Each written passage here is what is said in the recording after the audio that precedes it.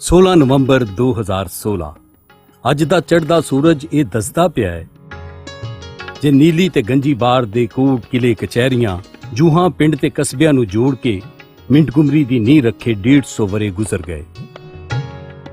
ਇਨ੍ਹਾਂ ਚੋਂ 50 ਵੀ ਗੁਜ਼ਰ ਗਏ ਜਦੋਂ ਇੱਥੋਂ ਦੇ ਵਸਨੀਕਾਂ ਦਾ ਮਾਣ ਰੱਖਦਿਆਂ ਡੀਸੀ ਮੁਜ਼ੱਫਰ ਕਾਦਰ ਦੇ ਹੀਲੇ ਨਾਲ ਅੰਗਰੇਜ਼ਾਂ ਦੇ ਵਸਾਏ ਮਿੰਟਗੁਮਰੀ ਨੂੰ ਸਾਹੀਵਾਲ ਦਾ ਨਾਂ ਦਿੱਤਾ ਗਿਆ ਤੇ ਸਲਾਮ ਕਿਹਾ ਉਹਨਾਂ ਗੱਭਰੂਆਂ ਨੂੰ ਜਿਨ੍ਹਾਂ ਤੋਂ ਡਰਦਿਆਂ ਅੰਗਰੇਜ਼ ਆਪਣਾ ਦਫ਼ਤਰ ਚਾਹ ਮਿੰਟਗੁਮਰੀ ਆ ਵਸਿਆ। ਸਾਹੀਵਾਲ ਹੜੱਪੇ ਦਾ ਵਾਰਸ ਇਸ ਜਹਾਨ ਤੇ ਪਹਿਲੀ ਥਾਰ ਜਿਸ ਦੁਨੀਆ ਨੂੰ ਤਹਿਜ਼ੀਬ ਦਾ ਚਾਨਣ ਦਿੱਤਾ, ਲਿਖਤ ਸਿਖਾਈ ਤੇ ਜ਼ੁਬਾਨ ਦਿੱਤੀ।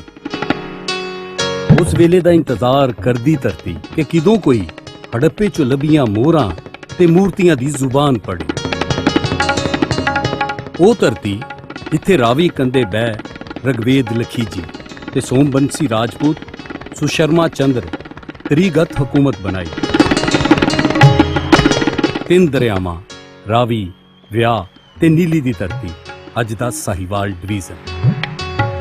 ਨਾ ਡਰ ਗੱਭਰੂਆਂ ਦੀ ਧਰਤੀ ਜਿੱਥੇ ਸਿਕੰਦਰ ਦਾਰਾਂ ਨੂੰ ਹਰਾ ਕੇ ਵੜਿਆ ਤੇ ਫੱਟਰ ਹੋ ਕੇ ਇੰਜ ਨਿਕਲਿਆ ਕਿ ਇਰਾਨ ਜਾਂਦਿਆਂ ਜ਼ਿੰਦਗੀ ਬਚੀ ਤੇ ਨਾ ਹੀ ਫੌਜ, ਫਿਰ ਵੀ ਸਿਕੰਦਰ ਆਜ਼ਮ। ਸਾਹੀਵਾਲ ਦੀ ਧਰਤੀ ਸੂਫੀਆ ਦੀ ਰਹਿਤਲ 900 ਵਰਿਆਂ ਤੋਂ ਸਰਕਾਰ ਬਾਬਾ ਫਰੀਦ ਗੰਜ ਸ਼ਕਰ ਰਹਿਮਤੁल्लाह ਅਲੈਹ ਆਪਣੇ ਮਨ ਦੇ ਬਹਿਸ਼ਤੀ ਦਰਵਾਜ਼ੇ ਚੋਂ ਲੰਘਾ ਕੇ ਰੱਬੀ ਨੂਰ ਵੰਡੀ ਜਾਂਦੇ। ਉੱਠ ਫਰੀਦਾ ਸੁੱਤਿਆ ਝਾੜੂ ਦੇ ਮਸੀਤ, ਤੂੰ ਸੁੱਤਾ ਰੱਬ ਜਾਗਦਾ ਤੇਰੀ ਡਾਢੇ ਨਾਲ ਪ੍ਰੀਤ। ਇਹ ਪ੍ਰੀਤ ਅਜੋਦਨ ਨੂੰ ਪਾਕ ਪਤਨ ਬਣਾ ਗਈ। ਇਸ ਧਰਤੀ ਤੇ ਇੱਕ ਪਾਸੇ ਬਾਬਾ ਫਰੀਦ, ਸੈਯਦ ਦਾਊਦ ਬੰਦਗੀ, ਮੁਹੰਮਦ ਪਨਾਹ ਤੇ ਬਾਲਾ ਪੀਰ ਸਰਕਾਰ ਦਾ ਫੈਜ਼ ਡਿੱਠਦਾ ਤੇ ਨਾਲ ਹੀ ਤੁਗਲਕ ਤੇ ਬਲਬਨ ਨਜ਼ਰ ਆਉਂਦੇ। ਹਮਾਯੂੰ ਵਰਗਾ ਬਾਦਸ਼ਾਹ ਮੀਰ ਚਾਕਰ ਆਜ਼ਮ ਕੋਲ ਪਨਾਹ ਲੈਂਦਾ ਦਿਸਦਾ।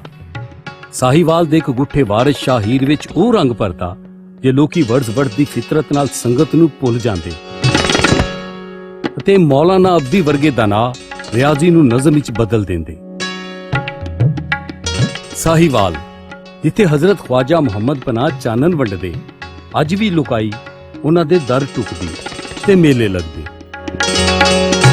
ਮੇਲਾ ਜਿੱਥੇ ਊਠਾਂ ਦੀ ਸਭ ਤੋਂ ਵੱਡੀ ਮੰਡੀ ਲੱਗਦੀ। ਰਾਵੀ ਕੰਢੇ ਗੁਜ਼ਰਦੀ ਜਰਨੈਲੀ ਕੱਖਾਂ ਵਾਲੀ ਸੜਕ ਗੁਗੇਰੇ, ਅਕਬਰ, ਨੂਰ ਸ਼ਾਹ ਤੋਂ ਲੰਘਦੀ ਮੁਹੰਮਦਪੁਰ, ਹੜੱਪਾ, ਚੀਚਾ ਵਤਨੀ ਦੀ ਰਾਹੀਂ ਮੁਲਤਾਨ ਅਪੜਦੀ। ਅੱਜ ਵੀ ਆਪਣੀ ਹਿੱਕ ਤੇ ਜੰਗੇ ਆਜ਼ਾਦੀ ਦਾ ਉਹ ਭੇਤ ਚੁੱਕੀ ਫਿਰਦੀ ਜਦੋਂ ਅੰਗਰੇਜ਼ ਇੱਥੇ ਭੱਜਿਆ ਫਿਰਦਾ ਹਾ। ਜੇ ਇਹ ਜ਼ਿਲ੍ਹਾ ਕਾਬੂ ਆ ਗਿਆ ਤੇ ਪੰਜਾਬ ਕਾਬੂ, ਤੇ ਜੇ ਪੰਜਾਬ ਕਾਬੂ ਤੇ ਪੂਰਾ ਹਿੰਦੁਸਤਾਨ। ਗਵਾਹ ਇਹ ਸੜਕ ਇੱਥੋਂ ਦੇ ਗੱਭਰੂਆਂ ਦੇ ਦਿੱਤੇ ਖੂਨ ਦੀ ਜਿਹੜੇ ਅਹਿਮਦ ਖਾਨ ਖਰਲ ਤੇ ਮੁਰਾਦ ਫਤਿਆਣੇ ਨਾਲ ਇੱਕ ਲਾ ਕੇ ਖਲੋ ਗਏ ਤੇ ਅੰਗਰੇਜ਼ਾਂ ਨੂੰ ਪਤਾ ਲੱਗ ਗਿਆ ਕਿ ਸਿਕੰਦਰ ਐਵੇਂ ਨਹੀਂ ਸੀ ਖਾਲੀ ਹੱਥ ਇੱਥੋਂ ਯੂਨਾਨ ਪਰਤੇ।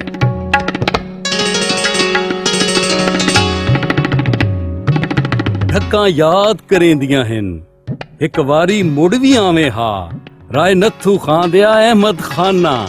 ਇਸ ਧਰਤੀ ਤੇ ਲੜਨ ਵਾਲਿਆਂ ਦਾ ਗਵਾਹ ਕਾਰਲ ਮਾਰਕਸ ਵੀ, ਜਿਹਨੂੰ ਇਹ ਸਮਝ ਨਹੀਂ ਲੱਗਦੀ ਪਈ ਉਹ ਕਿਹੜੇ ਗੱਭਰੂ ਹਾਈ ਜਿਨ੍ਹਾਂ ਅੰਗਰੇਜ਼ਾਂ ਦੀ ਰਾਹ ਕੱਟ ਕੇ ਵਕਤ ਪਾਇਆ ਹੋਇਆ।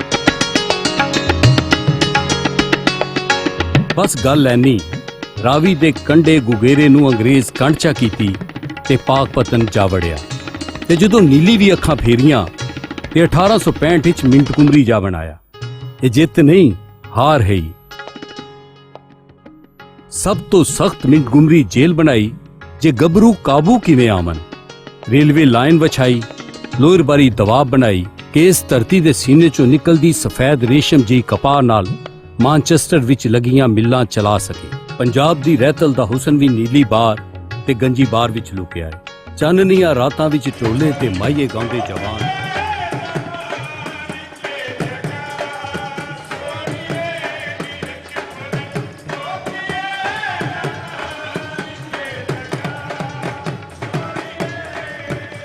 ਤੇ ਰਾਤ ਦੇ ਤਾਰੇ ਡੁੱਬਦੀਆਂ ਹੀ ਫਜਰੀ ਵੇਲੇ ਟਗੀਆਂ ਦੀਆਂ ਜੋੜੀਆਂ ਦੇ ਗਲੇ ਵਿੱਚ ਖੜਕਦੀਆਂ ਟੱਲੀਆਂ।